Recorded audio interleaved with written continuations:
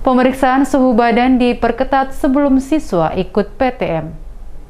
Sekolah Menengah Pertama Negeri 4 Ambon tetap memantau dan menerapkan protokol kesehatan bagi siswa yang masuk dan pulang dari sekolah sejak pembelajaran tatap muka selama hampir sepekan dilaksanakan di Kota Ambon. Demikian disampaikan Kepala SMP Negeri 4 Kustanto saat diwawancarai tim DMS Media Group di ruang kerjanya Jumat 11 Maret. Ia menjelaskan protokol tetap dijalankan pada siswa sesuai dengan aturan yang dikeluarkan oleh Satgas Pengendalian COVID-19 Kota Ambon, di mana pengawasan suhu tubuh diperketat apabila ada siswa dengan suhu badan melebihi 37 derajat tidak diizinkan untuk masuk mengikuti pelajaran. Kustanto mencontohkan ada siswa yang hadir di sekolah berjalan kaki pada saat dites suhu badan, pintu masuk ternyata suhu badan siswa tersebut melebihi 37 derajat.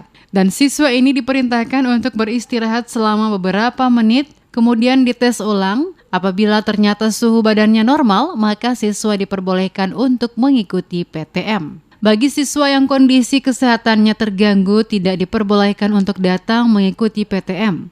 Langkah ini dilakukan guna menghindari timbulnya masalah di sekolah dan kebijakan tersebut telah disampaikan langsung oleh dirinya selaku kepala sekolah agar orang tua dan para siswa yang bersekolah di SMP Negeri 4 Ambon memahami. Tetap siswa ketika masuk itu harus prokes. Jadi mulai dari men-scan barcode peduli lindungi, kemudian dicek suhunya, kemudian cuci tangan atau menggunakan hand sanitizer, dan diatur masuknya itu tidak boleh terjadi penumpukan. Kemudian siswa pulang juga diatur harus keluarnya juga sehingga tidak terjadi penumpukan.